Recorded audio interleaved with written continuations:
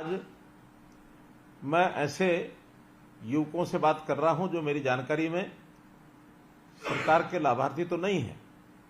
आप अपनी शिक्षा आदि पूरी करके या तो सरकारी नौकरी की तैयारी कर रहे हैं या फिर ऐसे युवकों को हम सरकार की ओर से कोई योजना बना करके और उनको एक लाभ पहुंचा सकें, इस प्रकार के वर्ग से आज मैं बात कर रहा हूं। निश्चित रूप से आज आप जो हैं भविष्य के लाभार्थी है। मैं हमेशा ये चिंता करता हूं कि हरियाणा के समाज के जो गरीब परिवारों के लोग हैं और खास करके जिनको काम की जरूरत है, इनके लिए कुछ योजनाएं बनाई जाएं। गरीब परिवार यानी हर ऐसा परिवार जो पंक्ति में अंतिम खड़ा है, उसको कैसे आगे बढ़ाना, अंत्योदय की भावना से उसको हम आगे बढ़ाने की बात करते हैं। तो इस योजना के लिए सरकार अंत्योदय के हक में वैसे तो कई योजनाएं लेके आई है, लेकिन अगर रोजगार की जैसी बात ये युवक को मिल जाए तो निश्चित रूप से और वो ये रोजगार स्वाभिमानी स्वावलंबन होकर अपने पैरों पर खड़ा होगा तो सबको प्रसन्नता होगी। आप वैसे बेरोजगार होंगे, लेकिन मैं आपको बेरोजगार नहीं कहूंगा। आप एक प्रकार से प्रतिभावान हैं। आपकी प्रतिभा का उपयोग समाज में किस काम के लिए हो सके, ऐसे अवसर तलाश करने का काम आप और हम मिलकर करेंगे। मित्रों, जब भी कभी कोई साथी ऐसे अवसर से गुजरता है, जब वो काम करना चाहता है लेकिन उसको काम नहीं मिलता है, तो अपनी भागदौड़ के लिए वो रोजगार के लिए तलाश करता है, रोजगार के लिए अपने आप को तैयार करता है, और जब तैयार हो जाता है तब वो रोजगार की चिंता भी करता है।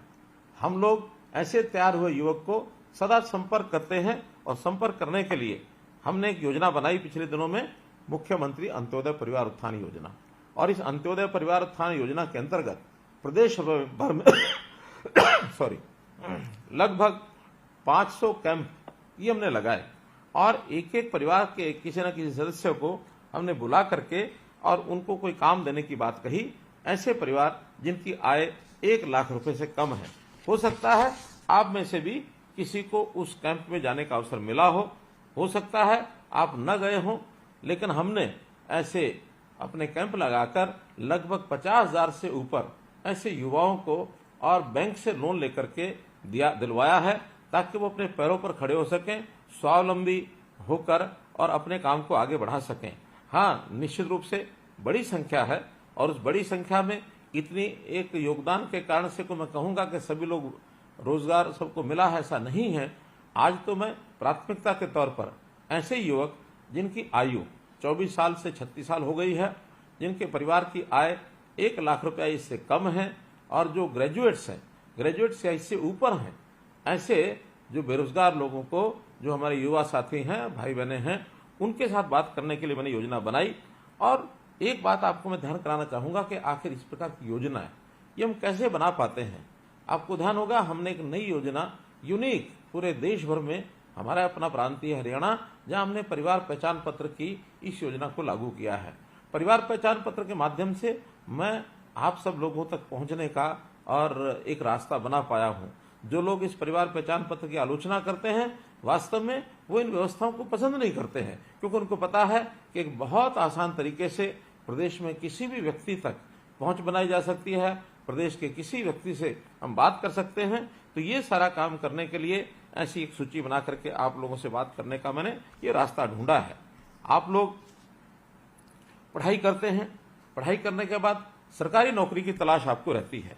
पता है अपने को सबको कि सरकारी नौकरी के लिए एक परीक्षा देनी पड़ती है, और उसमें मेरिट अगर अच्छी आती है तब जाकर के सरकारी नौकरी किसी को मिलती है। सरकारी नौकरी बहुत अधिक लोगों को मिलना संभव नहीं होता, मात्र 5 या 6% लोगों को ही ये नौकरी मिलती है।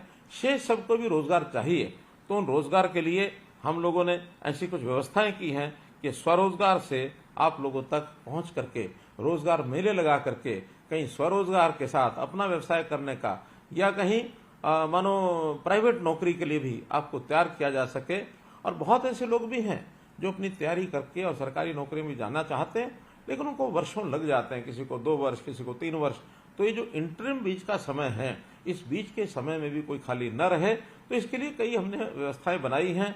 चाहे उसमें HKR के माध्यम से हम जो उनको जो एक आउटसोर्सिंग की नौकरी ये दिलाने का काम करते हैं या कहीं वो प्राइवेट नौकरी करता है। तो इस प्रकार के काम से हमने तो यहां तक भी युवा सक्षम युवा जो योजना चलाई, जिसके अंतर्गत नौजवान कोई भी अगर स्नातक होता है तो घर खाली न बैठे, बल्कि उसको महीने में 100 घंटे का काम हम दे करके उसके लिए भी 7,500 रुपया 9,000 रुपया ऐसे हमने योजना बनाई, ताकि कम से कम आगे बढ़ने के लिए उसकी जेब में अगर कुछ पैसा होगा तो निश्चित रूप से वो काम कर पाएगा। इस रोजगार मेलों के अंदर सरकारी विभागों की बहुत सी योजनाएं होती हैं। हमने उनको वहां भेज करके 17 विभाग ऐसे थे जिन्होंने ऐसे सब युवाओं की काउंसलिंग की, और उन मेलों में उन्होंने जाकर के पुरानी जो कुछ कंपनियां ऐसी हैं, कुछ उद्योग ऐसे हैं जिनको बुला करके काम देने की भी बात की है। तो इन सारे प्रयत्नों के माध्यम से आप लोगों को कैसे काम मिल जाए, इसका हम लगातार प्रयत्न करते हैं। मित्रों, पिछले 9 वर्ष में बहुत से उद्योग लगे हैं, बहुत से रोजगार लगे हैं।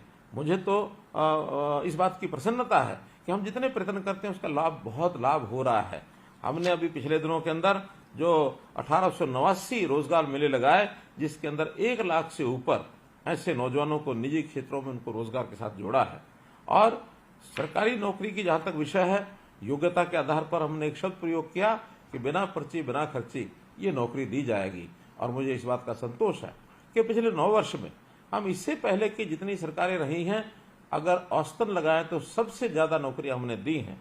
उदाहरण के तौर पर 1999 से लेकर 2005 तक ये जो 5 साल की सरकार, 5.5 साल वो सरकार चली, मात्र 15,000 नौकरियां ही वो दे पाए।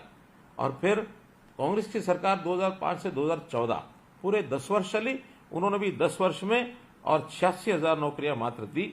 अब ये अलग बात है कि क्लेम करने में कोई कितना ही क्लेम करे।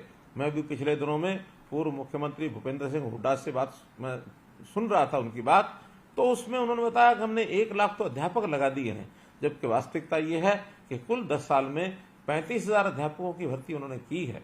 मैं कभी न कभी उनके आमने सामने बैठ करके भी इस बात का और खुलासा करने वाला हूं कि उन्होंने कितनी नौकरियां दी, और उन नौकरियों में उन्होंने नौकरियां लगाने का प्रयत्न किया होगा, लेकिन वो प्रयत्न करने के साथ उनके एक सिस्टम में कितनी खराबी थी कि उसमें बहुत सी नौकरियां तो बलि चढ़ गई, कोर्ट्स ने जिनको रद्द कर दिया।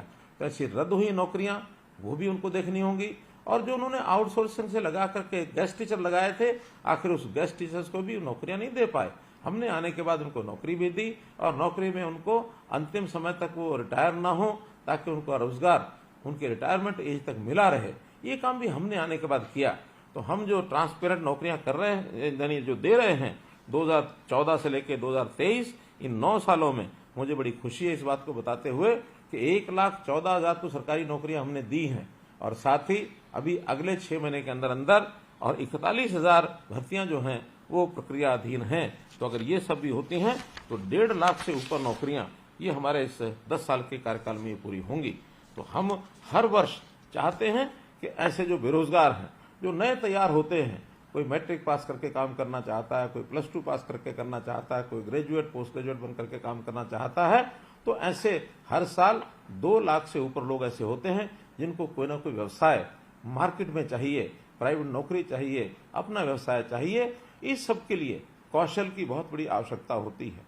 हमने कौशल विकास कैसे हो, इसके लिए हरियाणा ने और एक श्री विश्वकर्मा कौशल विश्वविद्यालय ये भी खुला है। उसके खुलने के बाद हजारों युवक चाहे सीधे यूनिवर्सिटी से अथवा यूनिवर्सिटीज का जो अन्य संस्थान उद्योग आदि हैं उनके साथ जो समझौता हुआ है, करार हुआ है, उसके माध्यम से वो कौशल प्राप्त करते हैं, फिर उन्हीं के स्थानों के ऊपर वो नौकरी में भी लगते हैं। तो इस प्रकार की सारी व्यवस्थाएं हम कर रहे हैं।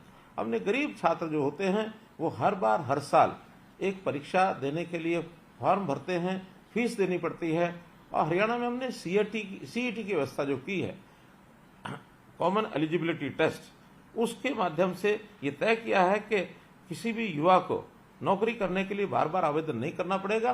पढ़ाई के बाद एक ही बार आवेदन करेगा, और जो परीक्षा देगा भी सही तो 3 वर्ष तक लगातार उस परीक्षा का परिणाम और वो जो है एक प्रकार से उसको मान्यता दी जाएगी। उसमें से कभी भी 3 वर्षों में उसको जो नौकरी पर मिल सकती है। हाथों हाथ जिनको नौकरी मिलेगी उनको तो सरकारी नौकरी में पक्के होंगे ही। जो ऐसी जो परीक्षा सीईटी की होती है उसमें हमने एचकेआर के माध्यम से भी ऐसे जो परीक्षा दे चुके लोग हैं सीईटी में, उनको 10% मार्क्स अंक अलग से भी मिलेंगे, ताकि प्राथमिकता के आधार के ऊपर उनको जो है नौकरी दी जा सके, क्योंकि उनकी आवश्यकता बहुत अधिक है।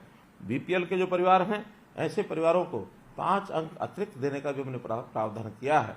और इन 5 अंक के कारण से बहुत से ऐसे जो विद्यार्थी अपनी गरीबी के कारण से शायद कम्पीट करने में उनको कठिनाई आती होगी, तो इन 5 अंक लेने के बाद वो एक अच्छी कंफर्टेबल पोजीशन पर ये आ जाते हैं। ये भी हमने इसके अंदर जो है ये काम किया है। तो मित्रों, हमारे यहाँ जो भी कुछ योजनाएं बनाई गई हैं, इन योजनाओं में अधिक से अधिक लोगों को काम मिले। और एक नई चीज, आजकल इंडस्ट्री ऐसे युवकों को तलाश करती है जो नवीनतम तकनीक के अनुसार उद्योगों की मांगों को पूरा करे। तो इस प्रकार कुछ युवा ऐसी पढ़ाई करने के बाद उनको अप्रेंटिसशिप, इस एक योजना का भी लाभ हम दिलाते हैं। प्रदेश में अप्रेंटिसशिप प्रशिक्षण, इस पर विशेष ध्यान हमने दिया है। तो जो प्रति लाख जनसंख्या के आधार पर पूरे देश में ऐसे अप्रेंटिस की संख्या में गिने तो हरियाणा राज्य देश में प्रथम स्थान पर आया है, जो अप्रेंटिस के माध्यम से उनको जो है नौकरियां मिलती हैं। तो ऐसे ही बहुत लोग विदेश में भी जाने की इच्छा रखते हैं। अभी तक कुछ ऐसे जालसाज लोग जो उनको फर्जी तरीके से विदेश भेजते हैं, वहां काम भी नहीं मिलता है, बल्कि उनसे पैसा वो ऐंठ लेते हैं और वो बाद में परेशानी परिवार वालों को भी होती है, उनको भी होती है। इन सब से बचने के लिए हमने एक फॉरेन कोऑपरेशन डिपार्टमेंट, एक विदेश सहयोग विभाग ये बनाया है, ताकि इस प्रकार के जो युवा हैं उनको एक ऐसा अवसर हम दिला सकें कि विदेश जाने का तरीका साफ सुथरा और एक मान्यता प्राप्त जो रास्ता है उसके माध्यम से अगर वो जाते हैं तो इस में से जालसाजों के जाल से उनको बचाया जा सकेगा। अभी हमने जो रोजगार लेने वाले, जो विदेश में जाने वाले युवक हैं, उनके कॉलेज में पढ़ाई के बाद मुफ्त में पासपोर्ट देने की व्यवस्था भी की है। मुझे खुशी है बताते हुए कि लगभग 27,000 पासपोर्ट और ये हमने इशू किए हैं, जिन लोगों का कोई अपना पैसा एक भी लगा नहीं है। हरियाणा में हमारा जो पुराने जो इस प्रकार के दस्तकार लोग हैं, ऐसे दस्तकार लोगों को हमने कहा कि नए युवकों को सिखाने का आप काम करें। ऐसे जो पुराने दस्तकार हैं उनको गुरु की संज्ञा दे करके, और हरियाणा कौशल विश्वविद्यालय पलवल का उसके साथ जोड़ा है। तो ऐसी गुरु शिष्य परंपरा के माध्यम से जो इस प्रकार के टेक्नीशियन को तैयार कर सकते हैं, प्लम्बर तैयार कर सकते हैं, राजमिस्त्री, इलेक्ट्रीशियन आदि, ये सब तैयार करने के लिए उन सबको किसी एक प्लेटफॉर्म लाकर, जिसका मिस्त्री नाम से, मिस्त्री हरियाणा नाम से हमने ऐप बनाया है। जो ऐसे काम सीखना चाहते हैं मिस्त्री ऐप पर जाएंगे और मिस्त्री ऐप के माध्यम से उनकी सिखलाई ट्रेनिंग करा करके कौशल विश्वविद्यालय के माध्यम से सर्टिफिकेट दे करके, ताकि वो काम में उनको सुविधा हो सके, इस योजना को भी हमने चलाया है। जो देश में एक नई राष्ट्रीय शिक्षा नीति ये लागू हुई है, इसमें भी शिक्षा इस प्रकार से दी जाए जो रोजगार परक हो, ताकि उसके माध्यम से हम शिक्षा के माध्यम से रोजगार को प्राप्त कर सके, ताकि कोई भी युवा बेरोजगार न रहे। भाइयों बहनों मित्रों, हमारा यह सपना है कि हम आने वाले कुछ समय के बाद अपने प्रदेश का एक भी युवा बेरोजगार न हो, ऐसी स्थिति लाना चाहते हैं। उसके अंदर आप सबका साथ चाहिए। आपका साथ मिलेगा, सबका विकास होगा, सब में एक विश्वास होगा और सबका प्रयास होगा, तो हम इस लक्ष्य को बहुत जल्दी प्राप्त कर पाएंगे। और इस हरियाणा को हम लोग आत्मनिर्भर हरियाणा बना सकें, इसमें सब लोग यदि साथ लगेंगे तो निश्चित रूप से आप और हम अपने इस देश और प्रदेश को एक लाभ भी दे सकेंगे, और अपने परिवार को भी ठीक से हम पालन पोषण उनका कर सकेंगे। मैं आप सबके लिए आपके भविष्य की शुभकामना करते हुए अपनी बात को समाप्त करता हूं, और आशा करता हूं कि आपको जीवन के इस पड़ाव पर अगर आप अभी तक कोई काम नहीं करते हैं, तो जिस भी प्रकार का कोई आपको काम मिले, चाहे सरकार की सहायता से मिले, चाहे बिना सरकार की सहायता से मिले, काम करना प्रारंभ अवश्य करें। छोटे बड़े की चिंता न करें। आज कोई भी जब आप काम करेंगे, अवसर मिलने पर निरंतर उसमें आप बढ़ते चले जाएंगे। इसलिए खाली रहने के बजाय कोई काम मिल जाए उस काम को करना चाहिए। हम भरसक प्रयत्न करेंगे कि आपको कम से कम इतना काम जरूर मिल जाए जिससे आपका परिवार का पालन पोषण हो सके। आपका बहुत बहुत धन्यवाद, बहुत बहुत आभार, आपको बहुत बहुत शुभकामनाएं।